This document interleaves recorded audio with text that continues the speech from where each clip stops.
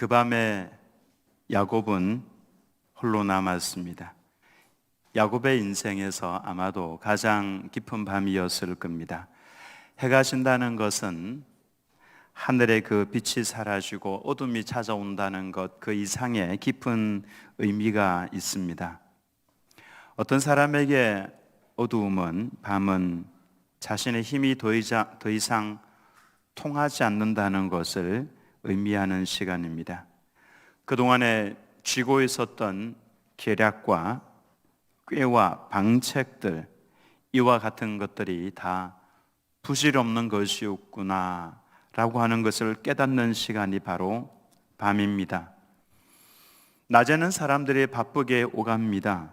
또 무엇인가 일을 해야 하고 말이 오가고 계획을 실행을 하기 때문에 정신이 없을 때가 있습니다만은 밤이 오면은 마침내 그 어둠 속에서 사람은 자기 자신의 진짜 모습과 마주하게 됩니다. 그래서 밤은 인간이 만들어 놓은 그 모든 가면들을 벗기는 하나님의 조용한 손길이다라고 이야기하기도 합니다. 야곱은 그 밤에 야복 강가에 혼자 남았습니다. 그의 아내들도 자녀들도 종들도 모든 가축들도 다 야복강을 건너가게 했고 자신 혼자만 그 뒤에 남았습니다. 야곱은 그 자리에서 자신이 살아왔던 그 20년 또 그 이전에 아버지 집에서 있었던 그 시간들을 한번 곱씹어 보았을 겁니다. 생각을 해보면 야곱은 평생 붙잡고 살아온 사람입니다. 태어날 때부터 그는 형의 뒷발꿈치를 붙잡고 태어났죠. 이와 같은 모습은 흔치 않은 겁니다. 먼저 나가는 그 형의 발꿈치를 붙잡고 나왔습니다. 그래서 그 모습을 보면서 야곱이라고 이름을 부모님들이 지었습니다. 야곱, 이 야곱의 의미는 발꿈치를 잡은 자 또는 뒤에서 따라잡는 자 그리고 속이는 자, 이와 같이 사실은 약간 부정적인 의미가 들어있는 이름입니다. 당시 히브리 문화에서 발꿈치를 붙잡다라고 하는 이 발꿈치를 잡는다라고 하는 표현은 남을 밀어내고 그 자리를 차지하는 사람, 또 교묘하게 앞서가는 사람, 이와 같은 부정적인 의미를 가지고 있는 사람에게 해당되는 말이었습니다. 그의 이름대로 야곱은 아버지를 속이고 형을 속이고 형의 자리를 차지했습니다. 교묘하게 앞서가는 사람이었습니다. 정직, 정당이라는 단어와는 거리가 먼 사람이었습니다. 그래서 동생을 보면서 형 에서가 했던 말이 있죠. 창세기 27장 36절에서 그의 이름을 야곱이라 함이 합당하지 아니하니까, 즉 야곱과 같이 동생은 그 이름처럼 살아가고 있다 그 말입니다. 그가 나를 속임이 이것이 두 번째니이다. 전에는 나의 장자의 명분을 빼앗고 이제는 내 복을 빼앗았나이다. 야곱은 그의 이름처럼 그렇게 살아왔습니다. 남을 자신의 꾀를 이용해서 밀어내고 그 자리를 차지하는, 그래서 교묘하게 앞서 나가는 사람이었습니다. 수단과 방법을 가리지 않고 축복을 자신의 손으로 붙잡으면서 살아온 사람, 그가 바로 야곱입니다. 빈손으로 떠났던 야곱이 이제 외삼촌 라반의 집에서는 사랑을 붙잡았습니다. 재산도 붙잡았습니다. 인간적인 눈으로 보면 야곱은 대단히 성공을 한 사람입니다. 20년 전에는 빈손이었는데 지금은 많은 떼를 이루고 많은 식구들과 많은 종들에 둘러싸여 있습니다. 이런 모습을 가리켜서 금이환향이라 그렇게 말씀을 합니다. 그러면은 금이환향을 한다고 해서 그가 잘 살았는가? 외양을 보면서 야, 믿음이 참 좋다, 그렇게 말을 할 수는 없습니다. 만약에 이 금이 환향하고 있는 야곱 앞에 에서라고 하는 거대한 장애물, 거대한 산이 버티고 있지 않았더라면은 야곱은 그 이후에 어떻게 되었겠습니까? 아마도 야곱은 자신이 누구인지 알지 못했을 겁니다. 마치 자신의 신앙생활을 잘하고 있는 것처럼 착각을 했을 겁니다. 근데 감사하게도 야곱의 앞길을 가로막는 에서가 있었죠. 야곱의 입장에서는 최대의 위기였지만은 하나님의 입장에서는 야곱이 새롭게 태어나는 가장 복된 시간이다라고 할 수가 있는 것입니다. 이런 면에서 우리의 길에, 내 인생의 길을 막아서고 있는 장애물들과 관계, 이와 같은 사건들, 이와 같은 것들은 우리의 입장에서는 위기라고 할 수 있지만 하나님의 입장에서는 나를 바꿀 수 있는, 하나님의 온전한 사람으로 바꾸어 갈 수 있는 복된 시간이다 라고 할 수가 있는 것입니다. 우리가 신앙생활을 할 때에 이것도 잘 되고 저것도 잘 되고 기도 응답도 잘 받고 하나님께서 나와 함께하고 계시는 것을, 그와 같은 것을 볼 때 야, 내가 지금 잘하고 있구나, 물론 그렇게 생각을 해도 됩니다마는 그러나 그게 전부가 아닙니다. 정말 살펴보아야 할 존재가 따로 있다라고 하는 것입니다. 그것은 바로 내 속사람입니다. 우리가 신앙생활에 나갈 때 가장 복되고 가장 아름다운 신앙인의 모습이 어떤 모습이라고 생각을 합니까? 겉으로 내가 하고 있는 일들과 사업들이 잘 되고 주변에 있는 사람들 행복하고 그러면은 야, 내가 정말 잘하고 있구나, 그렇게 생각을 해서는 안 된다라고 하는 것입니다. 정말 복되고 아름다운 신앙인의 모습은, 결론을 말씀을 드리면은 나는 죽고 내 안에 예수님으로 살아가는 그 사람, 그때가 가장 아름다운 모습이다라고 하는 것입니다. 나는 죽고 내 안에 예수님으로만 살아가는 성도, 그 성도는 사실은 외부의 모습과는 상관이 없이 정말로 아름다운 신앙생활을 하고 있다라고 볼 수가 있는 것입니다. 이 모습으로 만들어가기 위해서, 다듬어가기 위해서 하나님께서는 장애물을 우리 가운데 두시면서 갈등하고 고민하며 그 속에서 나를 발견하도록 그렇게 하시는 겁니다. 여러분 아시는 것처럼 욥은 동방에서 가장 부자였고 그리고 가장 아름다운 사람이었습니다. 내가 이보다 더 아름다운 사람을 본 적이 없다라고 할 정도로, 그 정도로 하나님께서 인정해 주는 사람이었습니다마는 그도 그 자신을 제대로 보기 위해서 하나님께서는 그 숱한 고난을 허락을 하셨던 것입니다. 그 모든 고난을 다 마치고 난 이후에 욥이 했던 고백, 지금까지는 내가 하나님을 귀로 듣기만 했었는데 이제는 내가 주님을 눈으로 봅니다. 눈으로 보는 신앙으로 성숙시키기 위해서, 자기 자신이 어떤 사람인지를 정확하게 보도록 하기 위해서 하나님께서는 그 앞에 큰 장애물을 두셨다라고 하는 것입니다. 야곱도 마찬가지입니다. 근데 야곱의 모습은 아직 여기에까지 도달을 못했었죠. 야곱은 위기 앞에서 내가 죽고 내 안에 예수님으로 사는 이 모습이 아니라, 그는 위기 앞에서 먼저 자신의 꾀를 냅니다. 예물을 앞서 보냅니다. 염소와 양과 낙타, 암소, 나귀, 이와 같은 가축 550마리 이상을 세 떼로 나누었습니다.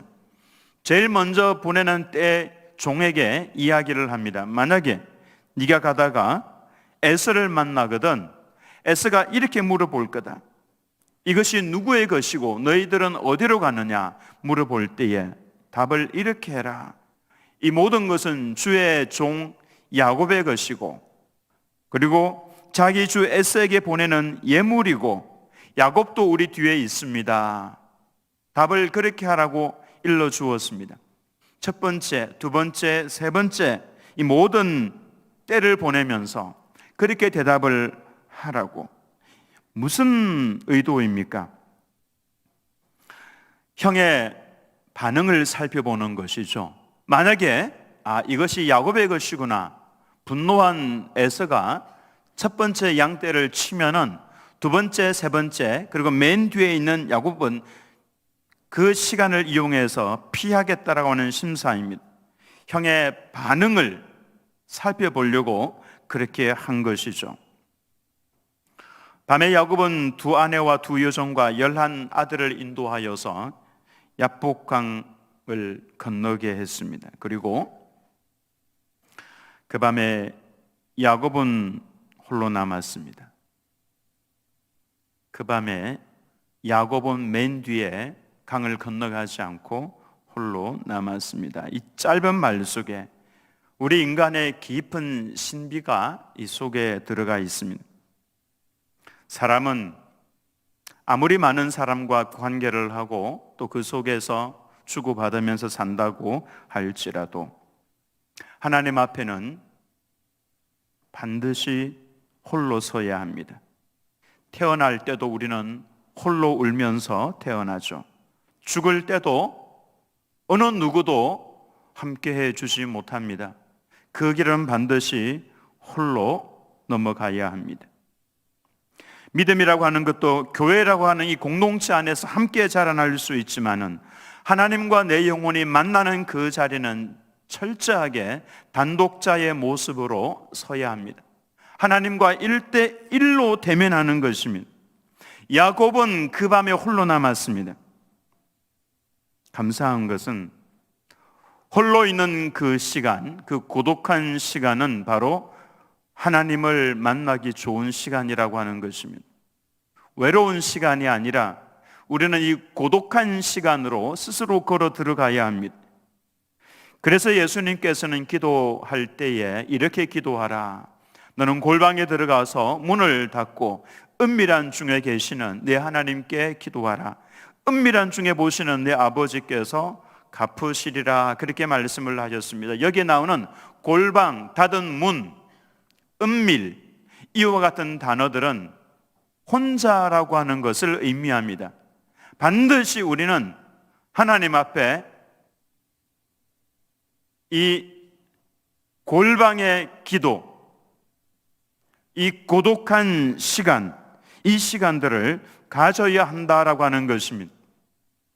하루에 24시간을 보낼 때 여러분 얼마나 바쁩니까? 얼마나 해야 될 일들이 많이 있습니까? 또 여러분들이 평소에 늘 하는 것들이 많이 있죠. 그러나 그 속에서 이 시간을 가지고 있습니까? 고독한 시간, 하나님과 은밀한 가운데 홀로 서는 이 시간, 그 시간에 우리는 하나님을 만날 수 있다라고 하는 것입니다. 야곱이 혼자 남은 그 밤에 무슨 일이 생깁니까? 하나님께서 찾아오셨습니다. 그래서 이 시간이 성도에게는 꼭 필요한 것입니다. 왜냐하면 그 시간 하나님과 내가 독대하는 시간이기 때문에 그렇습니다. 이세벨이 엘리야를 죽이려고 했었죠. 엘리야가 무서워서 도망을 갑니다. 그리고는 이제 내 생명을 취해 주십시오. 나를 죽여 주십시오. 그 말입니다. 더 이상 두렵고 무서워서 살 수 없습니다. 나를 하나님 이제 데려가 주십시오. 하나님께서는 그 엘리야를 시내산까지 가게 하셨습니다. 그리고 큰 지진이 있었고 큰 소리가 있고 큰 불이 있었습니다마는 하나님께서는 보이지 않았습니다. 그 이후에 아주 세미한 소리가 들려왔습니다. 바로 하나님의 음성이었죠. 그 밤에 엘리야는 하나님과 독대합니다. 그리고 하나님의 음성을 듣고 다시금 사명감에 불타서 일어납니다. 그리고 그에게 맡겨주신 그 사명을 엘리야가 감당을 하죠. 바로 우리들에게 하나님을 독대하는 이 고독한 시간, 홀로 있는 그 시간이 필요한 이유입니다. 24절 말씀에 야곱은 홀로 남았더니 어떤 사람이 날이 새도록 야곱과 씨름하다가 그 밤에 드디어 일이 터졌습니다.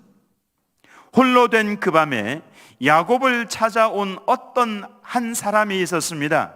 히브리어로는 이쉬라고 합니다. 이쉬. 한 남자를 말합니다. 어떤 한 남자가 찾아와서 씨름을 걸었습니다. 말씀을 잘 보시면 어떤 사람이, 즉 한 남자가, 이쉬가, 한 남자가 야곱과 씨름하다가 씨름을 걸어온 사람이 바로 이 남자입니다. 처음에 야곱은 누군지 몰랐습니다. 그래서 한 남자라고만 기록이 되어 있죠. 자신에게 씨름을 걸어오는 그 남자와 더불어서 야곱도 씨름을 했습니다. 야곱의 주 특기가 씨름입니다. 이 아바크라고 하는 씨름은 먼지를 풀풀 날리며 뒹구는 것을 말합니다. 그 밤에 두 남자가 엉켜서 이리 넘어지고 저리 넘어지고 옷도 찢어지고 온 먼지를 다 둘러섰습니다. 대체 이게 무슨 일입니까? 야곱은 평생 사람들과 더불어 씨름해서 다 이겨먹은 사람입니다. 형과 씨름을 해서 교묘하게 이겨먹었습니다. 아버지와 씨름을 했습니다. 외삼촌 라반과 싸웠습니다. 환경과 싸웠고 자신의 운명과 더불어 씨름했습니다. 살아가기 위해서, 부자가 되기 위해서, 그래서 씨름했습니다. 그 과정에서 그는 아버지를 속였고 아버지에게 거짓을 말했습니다. 형과는 원수가 되었습니다. 라반과 그의 아들들과는 도망을 쳐야 할 정도로 서로 미워하는 사이가 되었습니다. 야곱과 만난 사람들은 다 이와 같이 관계가 좋지 않았습니다. 원수처럼 지내게 된 겁니다. 왜냐하면 야곱이 그가 살기 위해서 그 사람들과 씨름하면서 살아왔기 때문에 그렇습니다. 이런 과정을 다 거쳐왔으니 야곱의 인생이 얼마나 험한 인생이었겠습니까? 나중에 야곱이 애굽 왕 바로 앞에 서서 내가 살아온 길이 험난한 인생이었습니다 라고 고백을 하죠. 정말로 험난한 인생이었습니다. 그러니 야곱도 보통 내기가 아니었던 겁니다. 근데 그날 밤에 한 남자가 찾아와서 자신을 붙들고 씨름을 걸어온 겁니다. 사실 이분은 알고 보면은 하나님이시죠. 사람의 모습을 가지고 찾아오신 하나님, 그래서 구약에 나타난 제2위이신 예수님이라고 하기도 합니다. 어쨌든 천사가 사람의 모습을 하고 와서 싸운 겁니다. 천사지만은 하나님의 대사이기 때문에, 하나님의 천사이기 때문에 하나님이라고 하기도 합니다. 씨름을 할 당시에 야곱은 이분이 하나님이시라는 것을 아마도 몰랐을 겁니다. 그러니까 그냥 한 남자라고만 기록을 해놓았죠. 그런데 우리는 여기에서 질문을 하나 던져야 합니다. 왜 하나님께서 야곱에게 찾아오셔서 다른 방법도 많이 있는데 왜 하필 이 힘든 씨름을 하셨겠습니까? 왜 씨름을 하면서 야곱과 더불어서 뒹굴면서 싸우고 계시는 겁니까? 하나님께서 사람을 찾아서 오실 때는 여러 가지 다른 방법으로 좀 우리가 보기에 근엄한 모습으로 찾아오셔서 말씀을 하실 수도 있는데 왜 하필 야곱에게 찾아오셔서는 씨름을 거시고 이렇게 밤새도록 이렇게 뒹굴고 계십니까? 이것은 야곱을 위한 것입니다. 야곱은 평생 다른 사람과 씨름해서 이겨먹은 사람이죠. 그래서 다른 사람들을 아프게 한 사람입니다. 그 과정에서 다른 사람을 속이기도 하고 거짓말을 하기도 하고, 그래서 원수가 되기도 하고 관계가 힘들어지게 만들기도 하고. 근데 이 야곱의 모습 속에서 우리는 나 자신의 모습을 발견을 합니다. 다른 사람을 밟고 속이기도 하고 거짓을 말하기도 하고 쟁취하기도 하고. 그래서 야곱은 우리의 모습을 반영해 주는 인물입니다. 어쨌든 이런 과정을 거쳐가면서 야곱은 다 이겨먹었습니다. 그런 사람입니다. 야곱이라고는 이름이 바로 그것을 의미하는 겁니다. 그래서 하나님께서 그래? 그러면은 나도 한번 이겨봐라. 평생 자기 힘을, 자기의 꾀를 의지해서 살아오던 사람입니다. 평생 교묘하게 다른 사람보다 앞서 나가던 사람입니다. 또 그와 같은 방법에 능했던 사람입니다. 평생 자기의 계산을 가지고 살아왔던 그 야곱을 하나님께서 깨뜨리시고자 야곱의 삶의 방식을 가지고 씨름을 걸어오신 겁니다. 야곱이 얼마나 강력하게 씨름을 했냐면 그의 주특기가 씨름입니다. 도무지 야곱을 이길 수 없음을 보고 허벅지 관절을 하나님께서 쳐야 할 정도였습니다. 나중에 야곱이 씨름을 하다가 이분이 하나님이시라는 것을 깨닫게 됩니다. 여러분, 우리가 신앙생활을 하면서 싸우면서 이렇게 살다가 보면은 깨닫는 순간이 옵니다. 아하, 하나님께서 보내신 사람이었는데, 하나님께서 이렇게 하셨는데를 깨닫게 되는 것처럼 야곱이 나중에 이분이 하나님이심을 깨닫습니다. 처음에는 한 남자로 알고 있었는데 싸우다가 보니까 깨닫게 된 겁니다.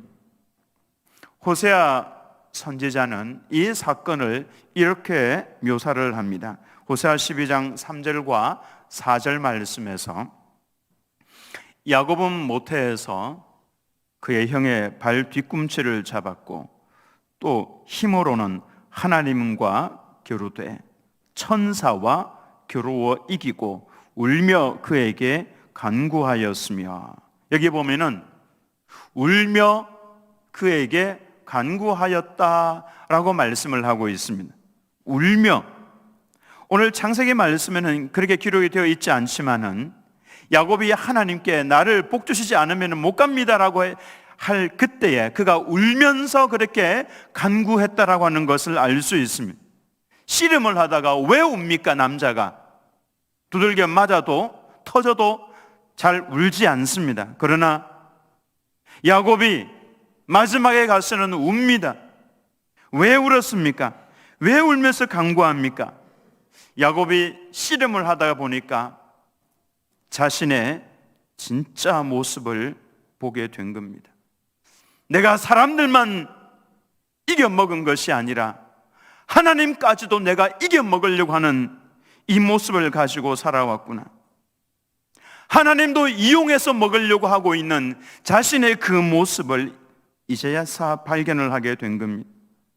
그래서 잘못했습니다. 이제 그렇게 살지 않겠습니다. 하나님 죄송합니다. 잘못했습니다. 용서해 주십시오. 그래서 야곱이 운 것입니다. 울었다라고 하는 것은 자신의 모습을 발견한 것이죠.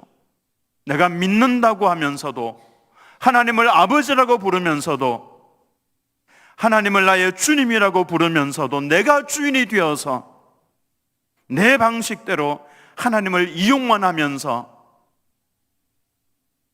살아왔구나. 자신의 그 진짜 모습을 발견을 하고는 통곡을 해서 운 겁니다. 그리고 이제부터는 야곱의 모습이 달라집니다. 씨름을 하던 야곱이 씨름을 하는 것이 아니라 하나님을 꼭 붙잡고 놓아주지 않습니다. 26절 말씀에 그가 이르되 날이 새려하니 나로 가게 하라. 야곱이 이르되 당신이 내게 축복하지 아니하면 가게 하지 아니하겠나이다. 이 모습이 어떤 모습입니까?